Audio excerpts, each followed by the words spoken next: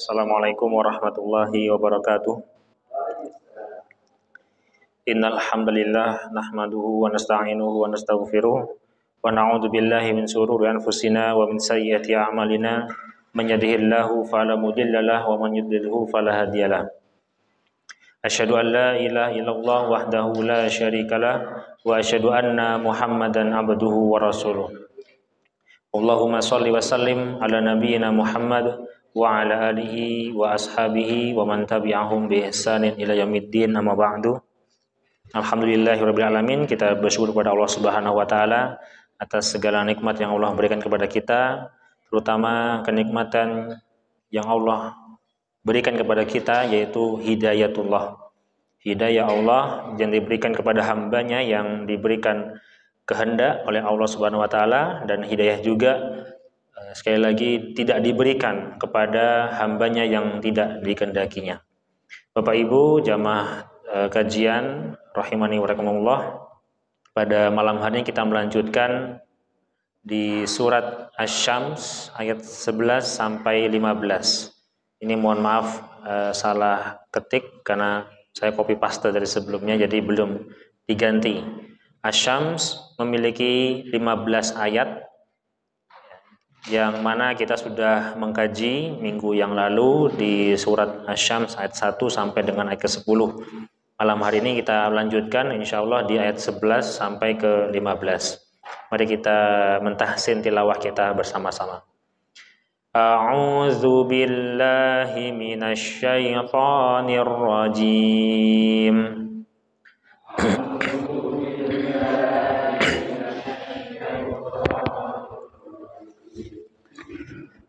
Kazzabat samudu bitawwaha.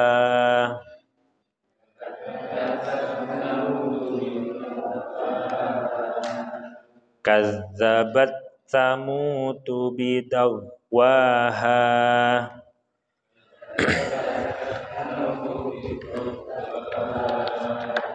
Baik, di ayat ke-11 kita perhatikan yang terpenting adalah ta, sa.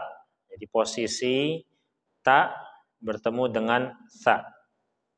Kadzabat sa, gadzabat sa. Jadi karena di sini ada hukum tajwid, yaitu yang mana apabila ada ta bertemu dengan sa yang mana posisinya berada di hampir sama, ta itu lidah berada di belakang gigi atas, sa berada di tengah-tengah gigi.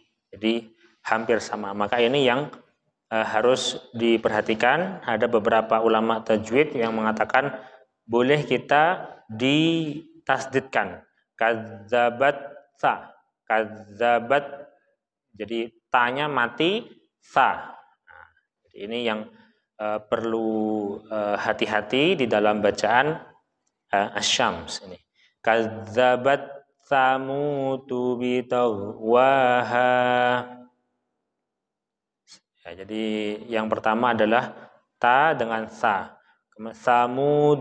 Samudu bitaw. Nah, ghain ya kita sempat bahas sebelumnya, yaitu jangan sampai ghain ini berada penghalangnya ya. Bitaw. Jangan sampai kita tahan bitag. Nah, kalau kita tahan akan muncul qalqalah di situ. Maka untuk menghindari qalqalah maka kita lepas saja. Bitawwaha. 1 2 3. Bitawwaha. Ya. Baik, di setiap ayat insyaallah di setiap ayat ke-11 sampai ke-15 kita temukan di sini ada mad tabi'i. Kalau kita pisahkan nanti kita akan bahas di tarjamah lafziyahnya, itu ini bukan alif tapi alif maksurah atau ya, berbentuk ya tanpa titik. Maka kita baca panjang. Bitawwaha. Ya, maka kalau di Madinah tertulis di sini adalah ada alif atasnya. Jadi ada alif atas berarti tandanya adalah panjang. Lanjut, idzim ba'asa ashqaha.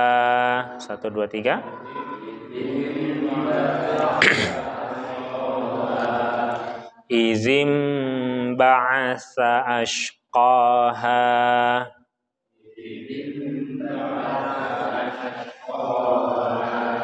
Ya. Di ayat ke-12 kita temukan nun sukun. Nun sukun di sini bertemu dengan ba, namanya iklab. Iklab itu berarti dimasukkan menjadi mim. Nah, maka sini ada tanda mim biasanya. Setiap Quran insya Allah ada tanda mimnya, berarti kita matikan. Izim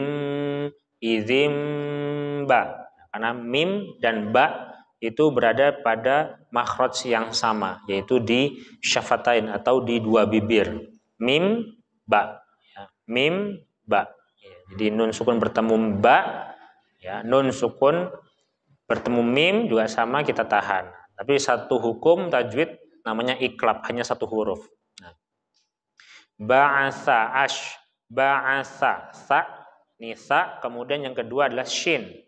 Ba'asa ash, ba'asa ash. Ya, jadi jangan sampai yang sa ini dibaca sin.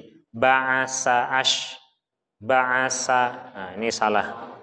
Ya, tapi sa berada di antara dua gigi atas dan bawah. Ba'asa ashqaha sama, jadi panjang. Qaha. Nah.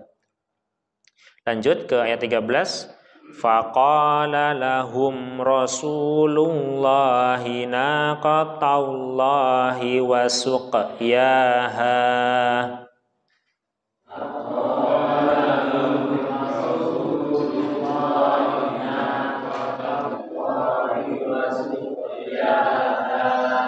Nah, kalau di sini kita harus lepas, tidak boleh ditahan. Faqala lahum faqala lahum, nah, hum lepas. Rasulullah panjang. Rasulullahi naqatallahi wa suqyaha. Nah, kalau misalkan tidak kuat sampai wasuqyaha, maka kita boleh putus di sini. Faqala lahum rasulullahi naqatallah. Ya, panjang. Naqatallah. Nah, ulang lagi dari naqatallahi wa suqyaha. Jadi kalau misalkan kita berhenti di sini maka panjang. Panjangnya seperti mat arid di sukun, atau ketika kita menemukan tanda baca panjang di akhir ayat. Jadi kita boleh putus di sini. Nah, nanti ngulangnya dari naqatallahi wa suqyaha. Nah, diulang dari na sini. Baik, kita baca sekali lagi. Coba kita putus di Allah sini. Faqala lahum rasulullahi naqatallah. 1 2 3.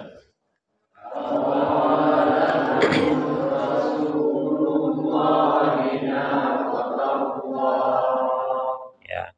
Naqatallahi wa suqyaha.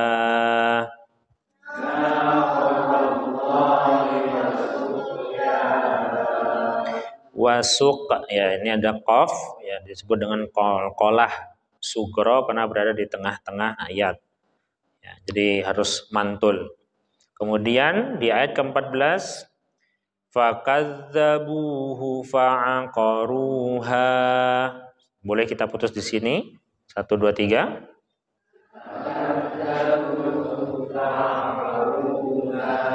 Ya, kalau di Quran Madinah tidak ada tanda di sini. Kalau Quran Indonesia ada beberapa tanda, itu short lam atau qaf lam. Jadi beberapa ulama tafsir boleh memutus di sini. Atau kalau memang tidak ingin diputus, maka harus dilanjutkan, ya. Ya, jadi harus dilanjutkan, putus di sini dulu. Fakadzabuhu fa'aqaruha. Nah, lanjut dari awal fa'aqaruha fadamdama alaihim rabbuhum bidambihim fasawwaha. Atau putus di sini boleh, putus di bidambihim. Nah, sekali lagi fakazzabuhu fa'aqaruha. 1 2 3.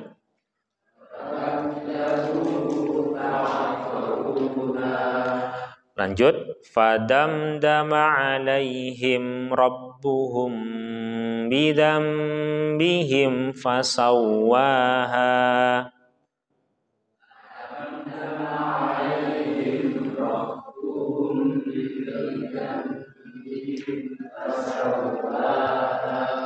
Baik. Di ayat ke-14 ini harus ada perhatian di rob. Nah, alaihim ya. Damda mim sukun bertemu dal maka tidak boleh kita tahan. Fadamdama alaihim rob. Jadi tidak boleh tahan juga. Rabbuhum. Nah, ini mim sukun bertemu ba. Jadi ini namanya ikhfa syafawi. Jadi harus ditahan. Rabbuhum bidam. Nah, untuk nahannya sama 2 harokat. Humbi mim sukun bertemu ba namanya ikhfa syafawi. Nah, yang kedua seperti sebelumnya, seperti di ayat ke-12, nun sukun bertemu dengan ba, maka disebut dengan iklab. Ini harus diperhatikan. Rabbuhum bidambihim. 1 2 3.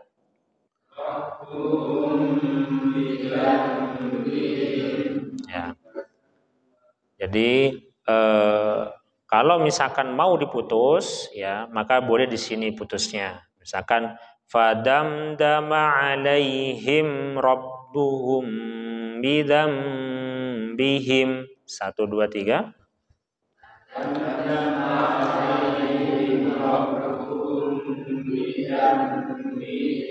Nah, diulangnya dari bidambihim. Bidambihim fasawwaha.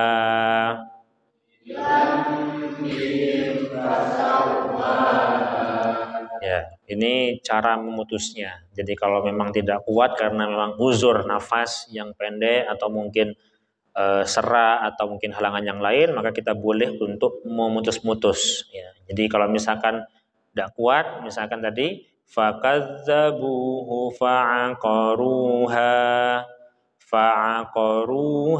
fadamdama alaihim rabbuhum bidambihim fasawwaha. Nah, itu boleh. Kalau misalkan kuat berarti panjang, kalau tidak kuat biasanya kebanyakan qori dia mutusnya di fa'aqaruha. Nah, tapi harus catatan jangan sampai kita anggap ini seperti satu ayat ya, karena mentang-mentang semuanya ha, maka ini dianggap satu ayat. Terakhir wala yakhafu uqbaha. 1 2 3.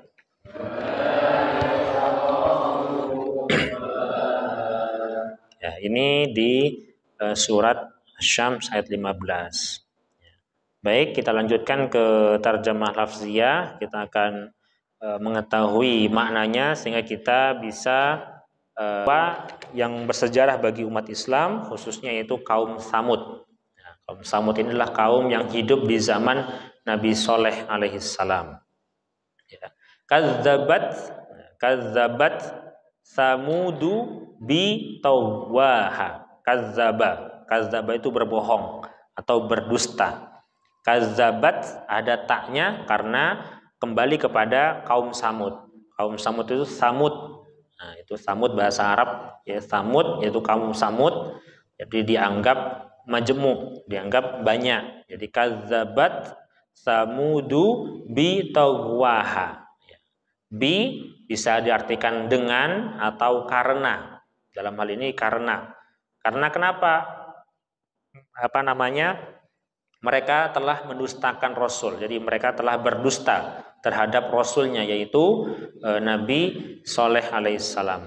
Nah, Nabi Soleh alaihissalam yaitu Nabi yang diutus kepada kaum Tsamud. Dan mereka kaum Tsamud ini mendustakan Rasulnya. Bitawwaha, karena atau dengan cara mereka melampaui batas. Tauwun itu adalah zolim, kezoliman, sesuatu yang tidak wajar. Namanya tawwaha. Ha itu adalah kezolimannya kembali kepada Tsamud. Ha ini kembali kepada kaum Tsamud. Jadi Allah menceritakan bahwasanya kaum Tsamud itu mendustakan Rasulnya, utusan Allah, yaitu Nabi Soleh alaihissalam. Kemudian izim ba'asa ashqaha. Izim atau iza, dari kata iza, yaitu ketika. Ketika atau saat itu. Imba'asa. Imba'asa itu adalah kata kerja lampau, telah muncul atau telah bangkit, telah ada. Saat itu ashqaha, yaitu ashqa itu berarti sesuatu yang lebih. Kalau akbar berarti yang lebih besar atau maha besar. Asgor, sogirun, asgor berarti kecil. Nah, kalau ashqa itu berarti orang yang paling celaka. Ashqaha, ha kembali kepada kaum Tsamud. Ashqaha berarti orang yang paling celaka, yang paling buruk di antara kaum Tsamud. Kita akan jelaskan di tafsirnya. Nah, jadi ada seseorang yang paling ashqa, yang paling celaka di antara kaum Tsamud. Nah, dengan orang ini mengakibatkan kaum Tsamud itu menjadi mendapatkan mara bahaya dari Allah Subhanahu wa taala sampai diratakan daerahnya. Izim ba'atsa ashqaha. Pada saat itu muncullah imba'atsa atau bangkit atau muncul atau tercipta ashqaha, seseorang yang lebih atau yang paling celaka di antara kaum Tsamud, orang yang paling buruk di antara mereka kaum Tsamud. Faqala lahum rasul. Nah, dan Allah ceritakan lagi, faqala, maka dengan adanya orang tersebut atau pada saat itu, faqala. Qala ini adalah kata kerja. Yang mengerjakan adalah Rasulullah. Nah, Rasulullah bukan Muhammad. Sini Rasulullah dalam hal ini adalah Nabi Allah, Nabi Soleh alaihissalam yang diutus, utusan Allah. Rasulullah itu adalah artinya utusan Allah. Nah, kalau kita sebut Rasulullah mungkin identik kepada umumnya adalah Nabi Muhammad SAW. Tapi Rasulullah ini adalah secara umum adalah Nabi Allah atau utusan Allah. Nah, kaum Tsamud yaitu Nabi Soleh alaihissalam. Faqala lahum Rasulullah, dan maka saat itu Rasulullah ini yaitu Nabi Soleh itu berkata, jadi ini subjeknya di belakang. Rasulullahi qala lahum. Nah, harusnya seperti itu. Fa Rasulullahi qala lahum. Nah, kalau kita baca mungkin agak tidak enak ya. Tapi karena ini firman Allah, sangat indah sekali cara membaca. Faqala lahum Rasulullahi naqatallahi wasuqiyah. Jadi indah kalau kita lihat dari tatanan bahasanya. Jadi maka qala itu predikatnya atau kata kerjanya, lahum bagi mereka, kepada mereka, yaitu mereka kaum Tsamud. Rasulullah ini yang berkata kepada kaum Tsamud. Apa yang dikatakan?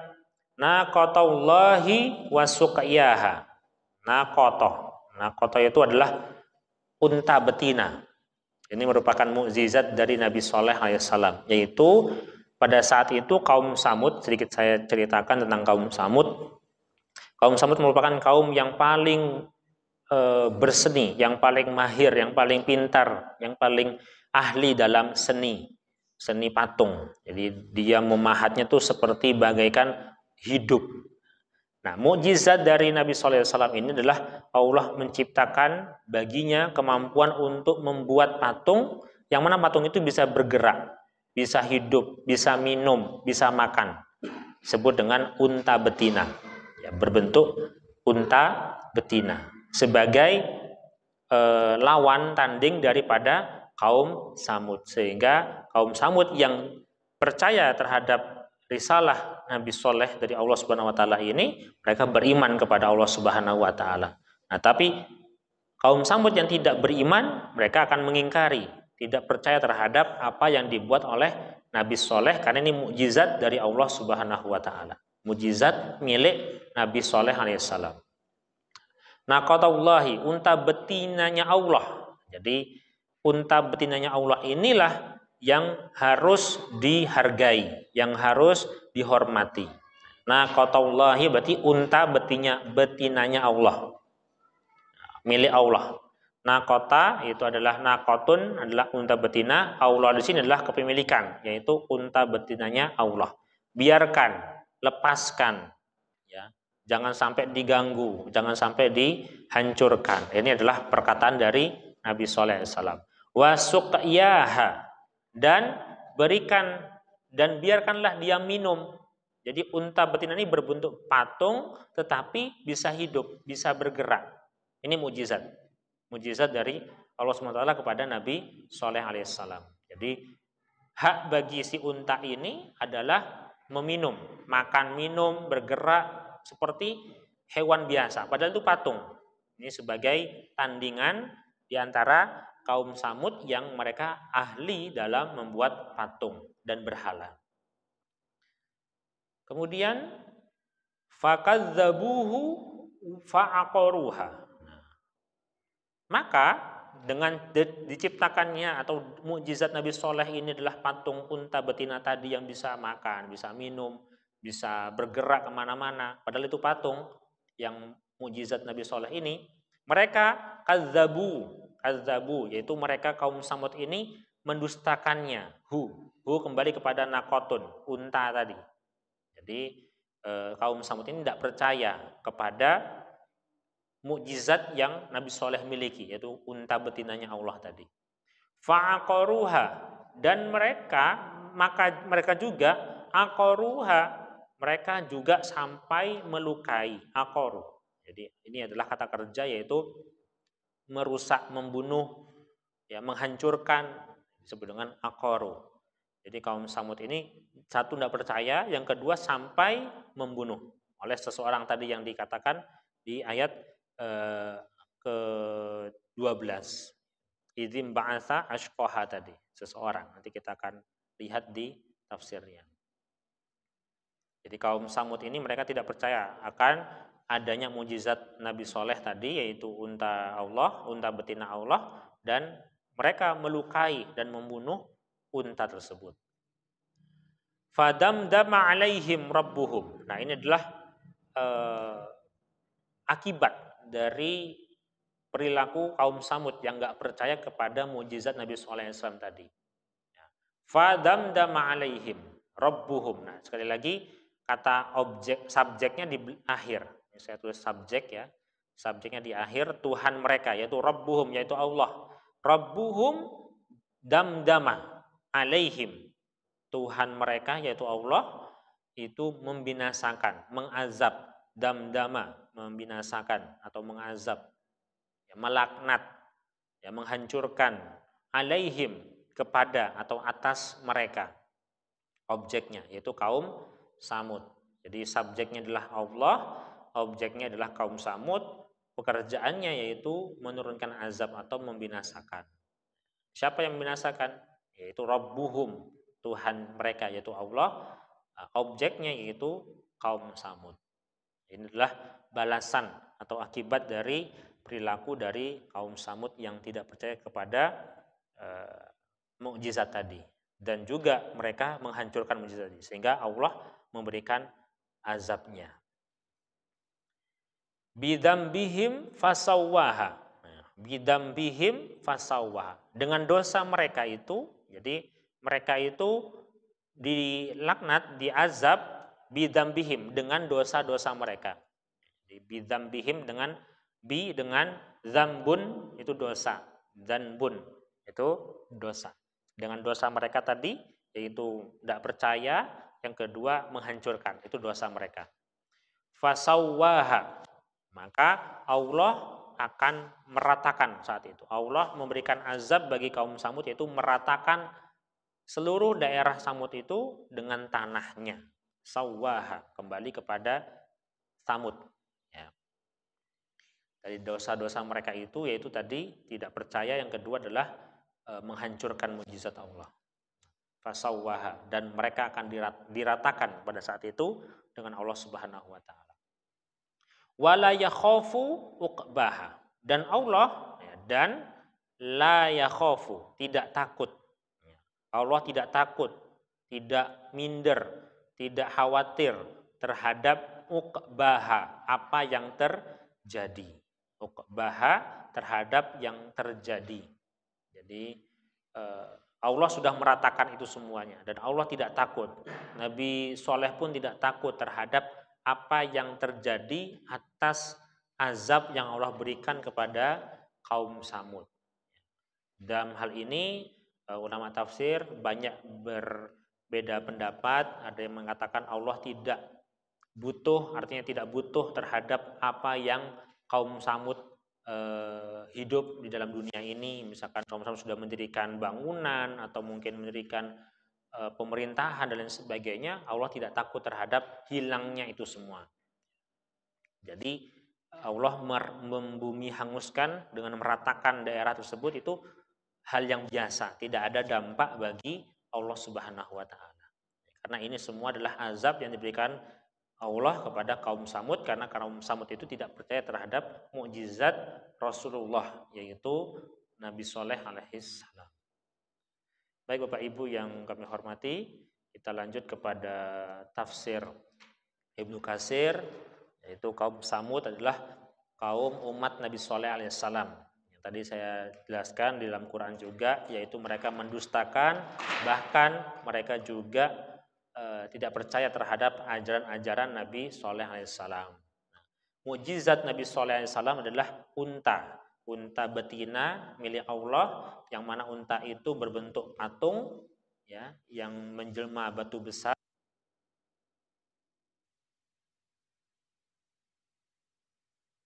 Kaum Samud.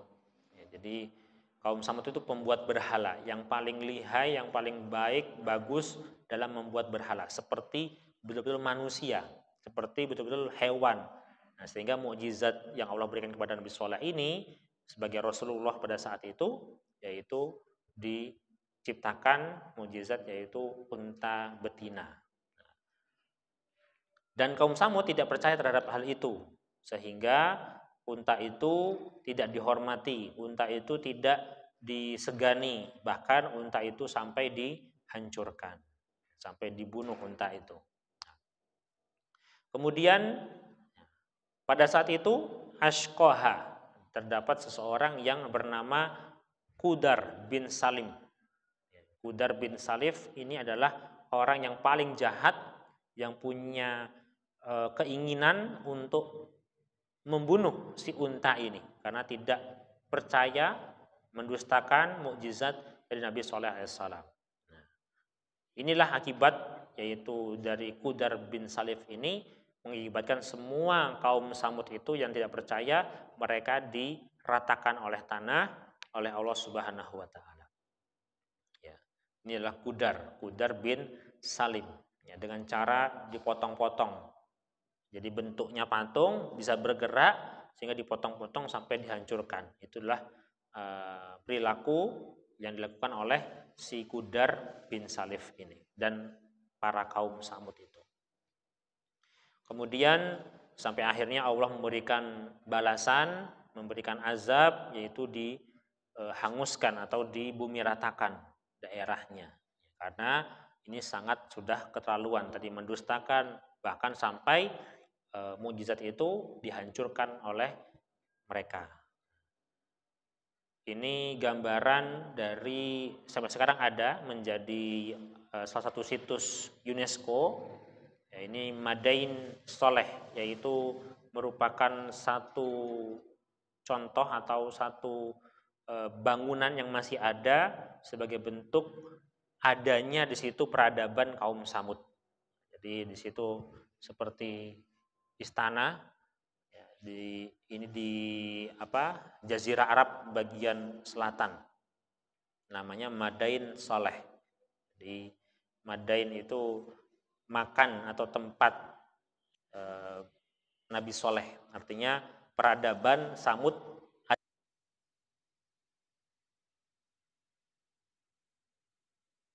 Dan ini juga termasuk situs yang dilindungi oleh UNESCO. Baik Bapak Ibu, mungkin ini dapat kami sampaikan. Semoga dengan kajian kita dari minggu yang lalu membahas tentang surat Asy-Syams sampai dengan ayat 1 sampai dengan 10, kemudian hari ini ayat 11 dan 15, sehingga kita tahu kandungan dari surat Asy-Syams itu ada sirah nabawiyah, yaitu salah satunya adalah Nabi Shalih alaihissalam, yaitu kaum Samud. Nah, kaum Samud ini juga termaktub di 14 ayat di dalam Al-Quran. Ada surat A'raf, ada surat Hud.